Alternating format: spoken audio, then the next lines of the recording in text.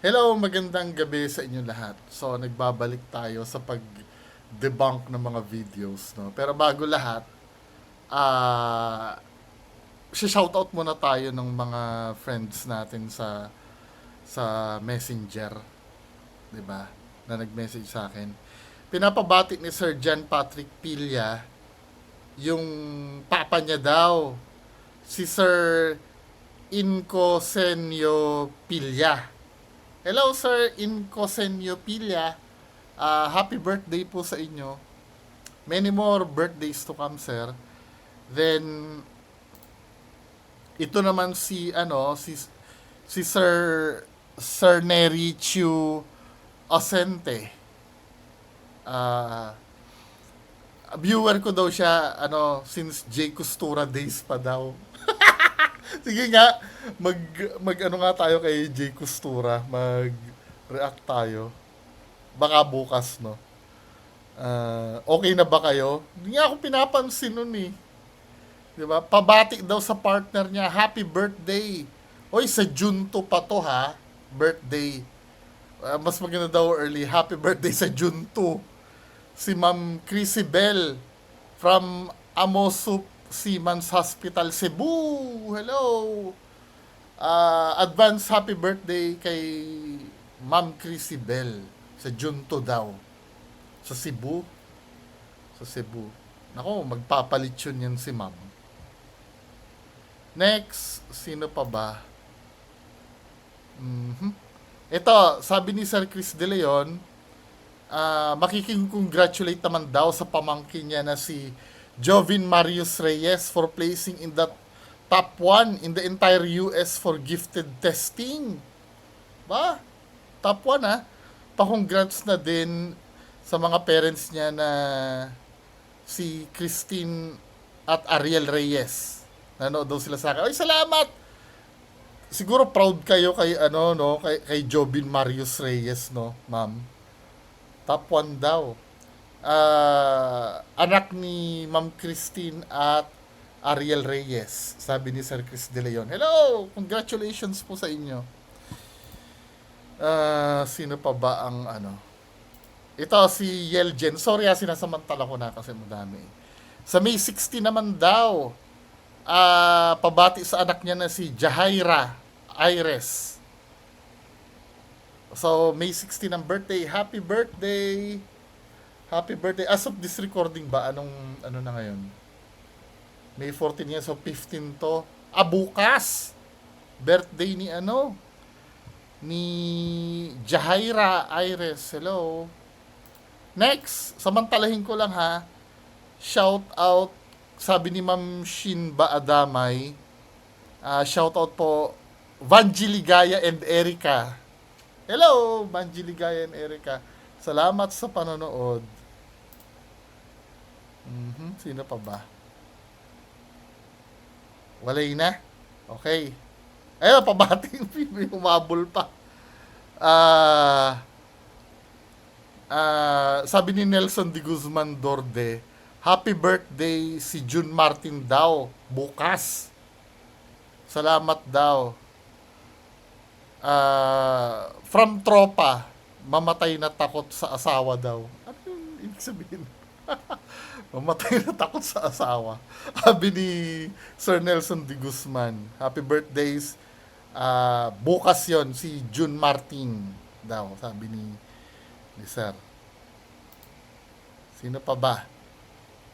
Okay. Proceed na tayo, no?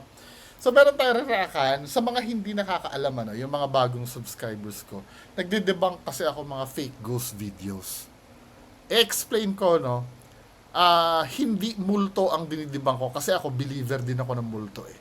Well, depende sa inyo, no? Kung hindi kayo naniniwala. Pero ako believer ako sa multo. Ang dinidibang ko po ay hindi multo. Kasi naniniwala nga ako sa multo eh. Ang dinidibang ko po yung video na pinapanood natin kung totoo ba o hindi. Hindi ko sinasabing hindi totoo ang aswang. Pero yung aswang, engkanto, laman lupa, tatanungin niyo ako kung totoo sila. Ang sagot ko, hindi ko alam. Ayoko sabihin peke o ayoko sabihin hindi totoo. Baka mamaya maka-encounter ako ng aswang. 'Di ba? Hindi ko talaga alam. Pero hindi ko sinasabing kapag peke yung video ng napanood ko, hindi ko sinasabing hindi totoo ang aswang. Kasi itong re-react natin kay Sir Donsky Gash TV, kung kilala nyo to, ito yung kilalang kilala na taga Mindanao na namimeke ng video. Na ilang beses na na-booking, matigas pa ang ulo. Ito yung kulaong ng ghost hunting community eh. Si Sir Donsky. So dito, pinalalabas niya na ano daw siya, hinabol daw siya ng aswang. 'Di ba? Then may nag-mention sa akin dito, calling Sir Bungo na may make na naman ng video tong tao. Hindi, ito ano, yung mga gumagawa ng video, kung halimbawa, hindi naman bawal na gumawa ka na yun ng video na scripted. As long as pinapakita nyo or ini-inform nyo yung mga viewers nyo na ang video nyo na yan ay for entertainment purpose lang. 'Di ba? Pero kung paniniwalain nyo ang audience nyo sa isang bagay na hindi totoo, na inimbento nyo lang, panluloko yun. Tama ako? Eh kayo, bahala kayo, no? Basta ako sasabihin ko kung peke ang video o hindi. O nga pala, speaking of ghost hunting, may nakausap ako, I think sponsor yata to, no? Yung isang ghost hunter daw dyan, dito sa Luzon, kumuha daw ng hulugan na camera, yung DJI. Tapos, hindi daw nabayaran, pinapasalo daw sa sa sponsor. Hindi naman direct na pinapasalo sa sponsor. Kumbaga, nagpaparin, hihingi na panghulog. Pag ganun, no, halimbawa, let's say beginner kayo, ako, beginner, kinukonsider ko naman yung sarili ko as beginner eh. Kung walang budget, no, tiis muna kayo sa mga pa-cellphone na gamit. At pagka kumikita na yung YouTube channel nyo, darating naman kayo dyan. Huwag kayo magmadali. Kasi malulubog kayo sa utang yan eh. Yung pipilitin nyo na bumili ng mga high-end na gamit agad. Tapos, hindi nyo naman magagamit ng lubusan, di ba?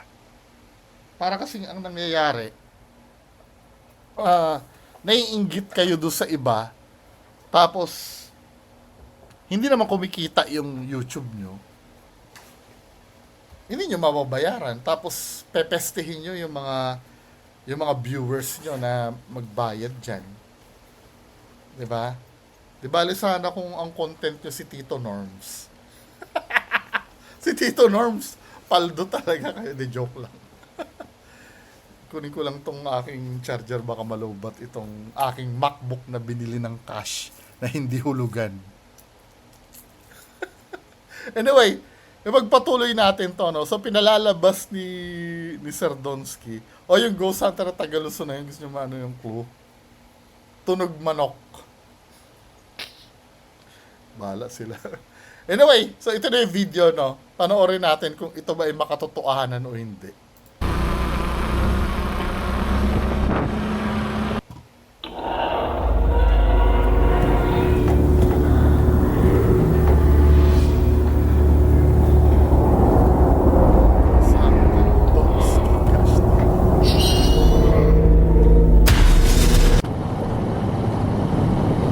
Bah!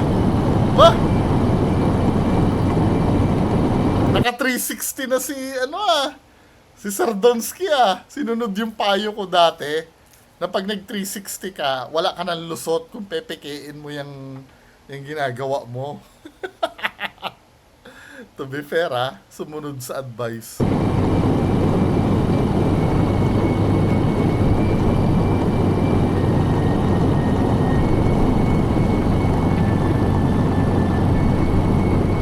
Tapos ito men, no? Matagal ko nang criticism ito sa kanya. Kapag halimbawa ganyan, wala namang nangyayari, maiging i-skip mo na lang. Kasi syempre, as an audience, ang gusto lang namin makita yung mismong may mangyayari. Or halimbawa, magvi-video ka ng ganyan, kwentuhan mo kami. Ano ba yung nangyayari diyan? Ako pinagdaanan ko din na maging beginner ako sa video. Kaya nga pag pinapanood ko yung video ko, yung mga luma kong video, ang pangit din kasi ako mismo nabubor yung ako doon sa video ko mismo. 'Di ba? Kaya ito, pag halimbawa ganyan, no. Halimbawa, kwentuhan mo kami. O, nandito po tayo sa lugar, no? Alam mo, isa sa red flag dito sa video mo na halatang ito ay scripted lamang. Talagang handang-handa na yung video mo eh. Alam mo nang may ine-expect ka nang mangyayari. 'Di ba?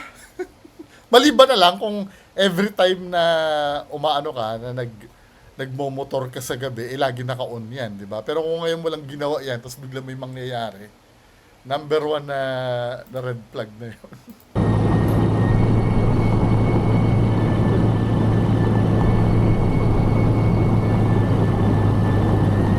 Forward lang natin ha.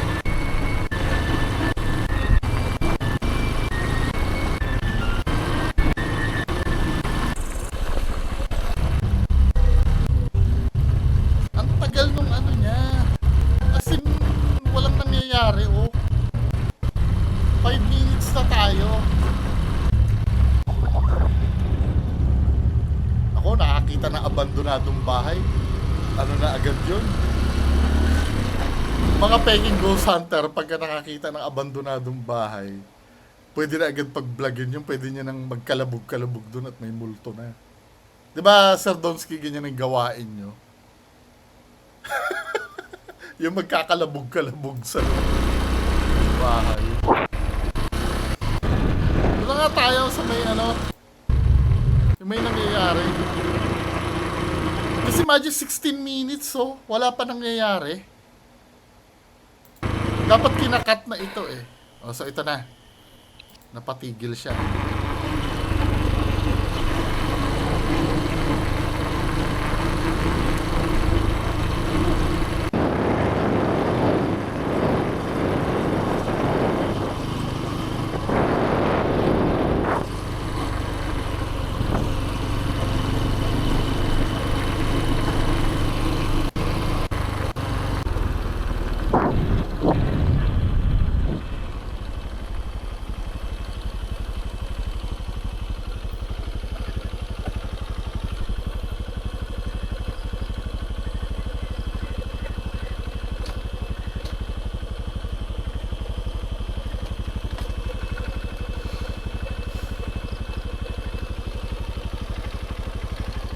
Hopefully, may 360 camera ka na, makikita na namin yon sa 360 camera mo.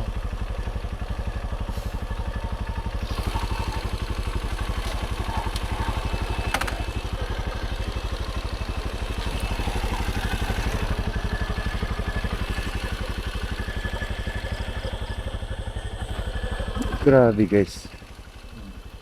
Ang putayin natin ang makina oh. Sobrang tahimik. May kubo dito. Tama. Isa sa mga ano sa pinakawalang logic na part ng video na to, yung biglang titigil ka out of nowhere. Na biglang grabe guys, sobrang tahimik. As if naman yung spot lang na yan ang tahimik sa lahat ng dinadaanan mo. Kaya nahahalata tuloy na may planted ka na dito eh. Na dito ka tumigil sa part na yan. Diba? Napaka-random yung biglang titigil ka tapos biglang may mangyayari sa'yo sa lugar na yan. Or sasakay ka pa ba uli? Tingnan natin. Grabe, wala man lang sasakyan no?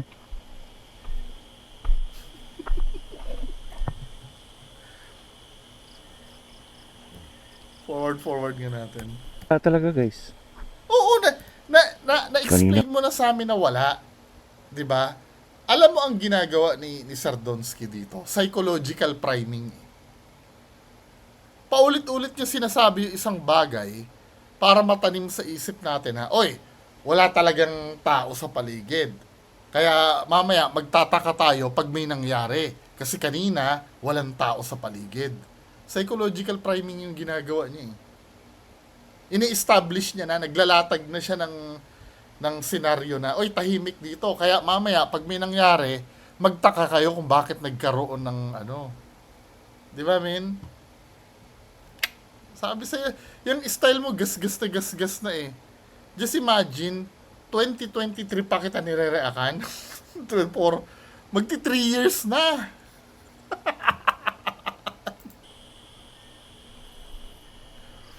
Ah, kanina pa tayo nananakbo. Wala talaga guys. Nasabi mo na yan eh. Isang daan na to. Nagsapit ng dilim, di nakatakutan din to. Sino nagsabi?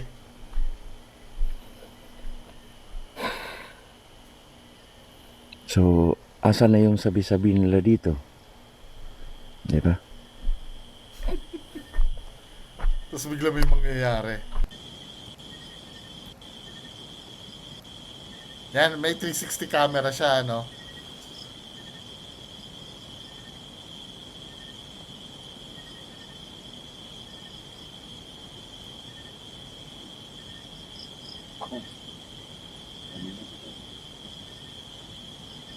Forward na natin sa may mangyayari.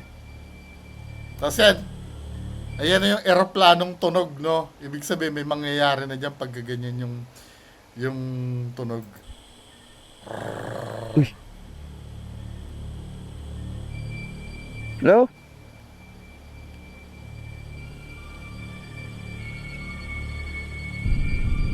Uy.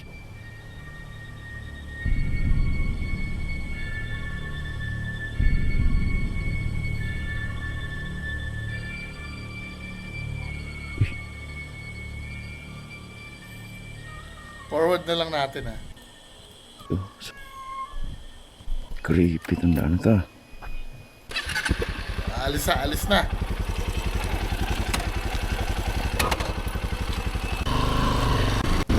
Sayang yung 360. Malabo. Ano? Grabe talaga. Ito guys, may humawak na sa paa ko guys. Grabe talaga. Sayang yung 360. Malabo. May flashlight kasi tsaka mayroon pang LED. Oh my God, panoorin nyo guys.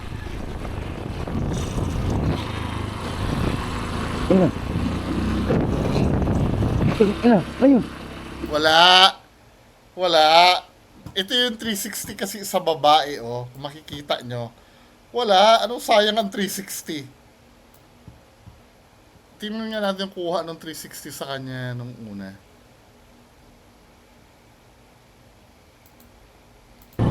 Tignan mo. Yung kuha ng 360 sa kanya nung una, ito ha. Malinaw. 'Di ba? Malinaw. 'Di ba? Sobrang linaw. Nung may nangyayari na di umano, lumabo na. Well, hindi ko naman pwedeng sabihin na kontrolado niya 'yon, ano. Pero napaka nung pangyayaring 'yon na sayang daw after niyang magsabi na in-establish niya sa mga tao na walang katao-tao doon, biglang may naramdaman na siyang humawak sa kanya.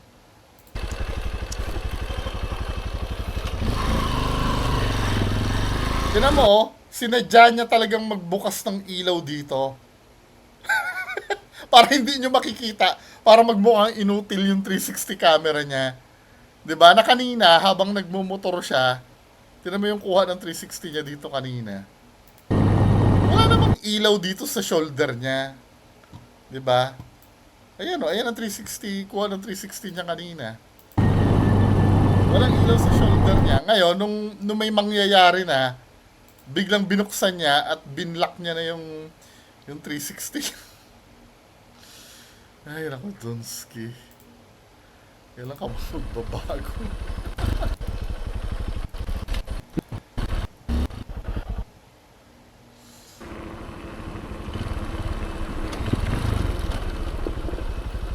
Talaga. Tingnan natin yung part na hinawakan daw siya. Creepy itong daan to.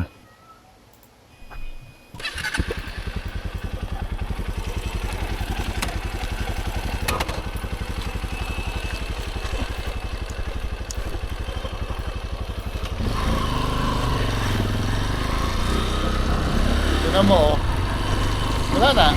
Bukas na yung ilaw niya eh. Inutil na yung 360 niya. Na supposed to be, mahahalata mo na yan eh na walang nakukuha sa 360 mo kasi nakikita mo yung monitor ng 360 mo eh.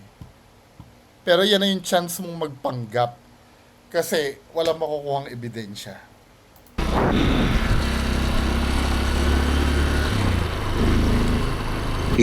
Ito guys, may humawak na Hindi ko nga mag-gets eh, may headlight ka naman tapos bukas yung flashlight mo eh. Diba? Well, kung sinadya niya bang buksan yung flashlight niya para mag-inutil yung footage, siya na lang nakakaalam nun. Pero dito, kahit papaano kasi naaaninagan yung kuha ng 360 camera mo. sa paa ko guys. Grabe talaga. Sayang yung 360. Malabo. May flashlight kasi tsaka mayroon pang LED. Oh my God, panoorin nyo guys. Ayun o, kita naman eh. Aninag naman yung itsura mo eh.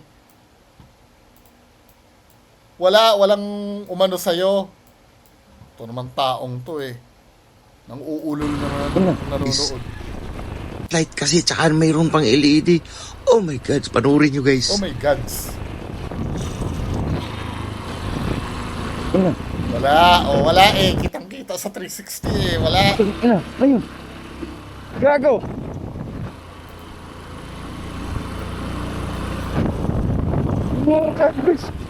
Putang ina.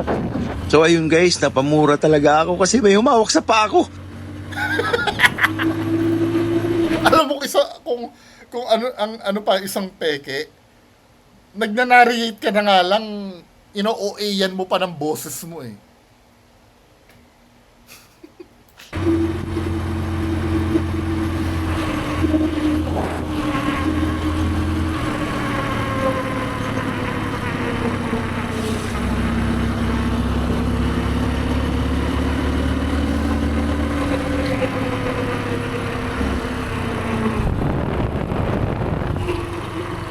Grabe.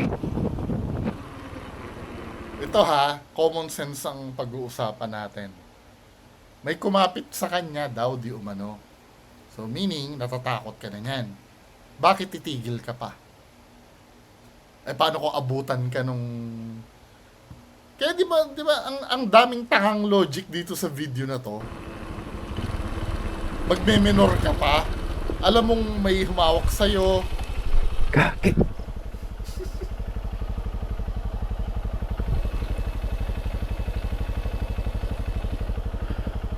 Promise guys. May humawak sa akin ka. Promise guys. Mamatay pa ako. Babalikan niya pa, no?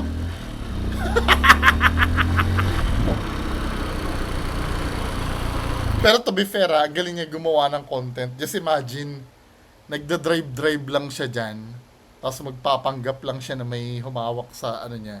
Bibig dealin niya na yun ng 30 minutes. Content na agad.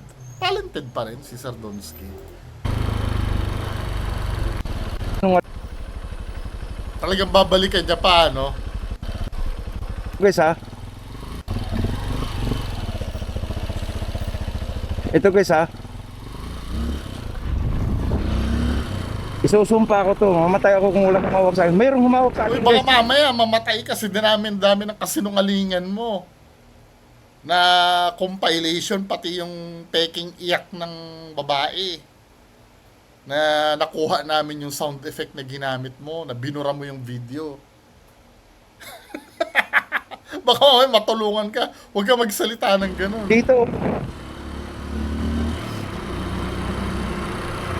Sabi ko na nga. Kaya nga sinasabi ko sa inyo, importante talaga kahit kailan ng credibility. Diba? Yun kasi ang panghahawakan sa'yo eh. Granting na totoo, no? Let's say, totoo ito nangyari, may humawak man sa yan. Hindi naman natin mapapatunayan yun eh. Diba? Pero yung track record mong sinungaling ka, sa dinami ng pineke mong video, tapos biglang ito totoo, hindi mo kami masisisi kung magdududa kami dito sa Hoy. video mo na to. Kaya lang sayang, hindi natin balikan guys. Pero bakit mo babalikan? Eh, hinawakan ka na nga doon, aswang ka mo yung humawak sa'yo doon, tapos babalikan mo. Tangang logic talaga eh.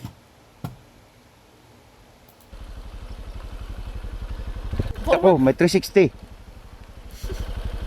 Kuha ng 360 yun guys. May 360 ako. May 360. Kuha yun. Inutil nga. Ano nila lang yun. Ah! Grabe.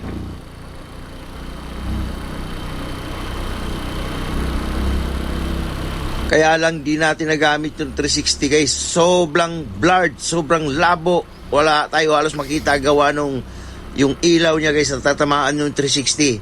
Next time guys, iset up natin to ng maayos na yung likuran natin o yung surrounding lahat makita talaga ng 360 kahit gabi. Kaya tara. Yak mo palagay guys. Balikan natin.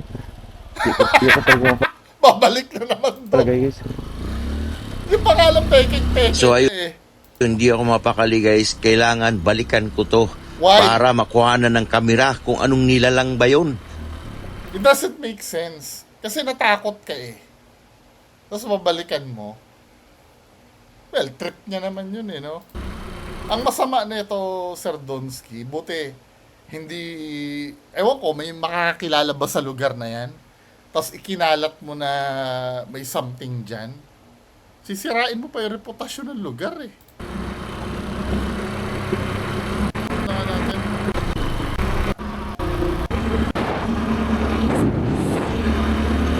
At may hahawak ulit sa kanya, no, pagbalik. Anak ng kamote. Ilan na naman.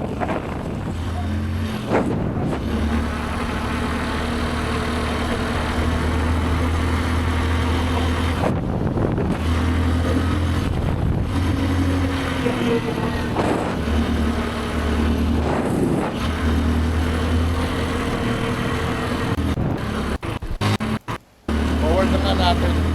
30 minutes na tayo eh.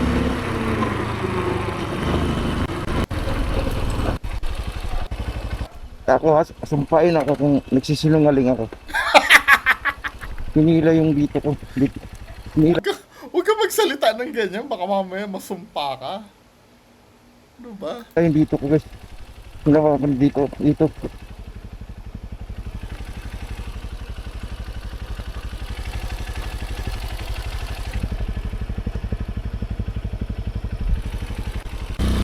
Anyo.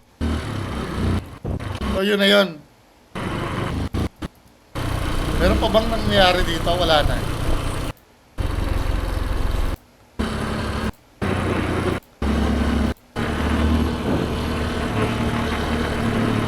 So yun na yun, ano? Yun na yun. Sinayang yung oras ko ah. Yun lang yung hinawakan siya, na binigdil niya ng binigdil, na hindi niya naman napatunayan. Ano ba yun?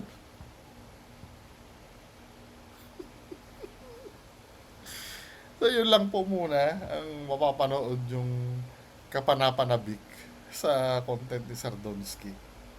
Bye-bye.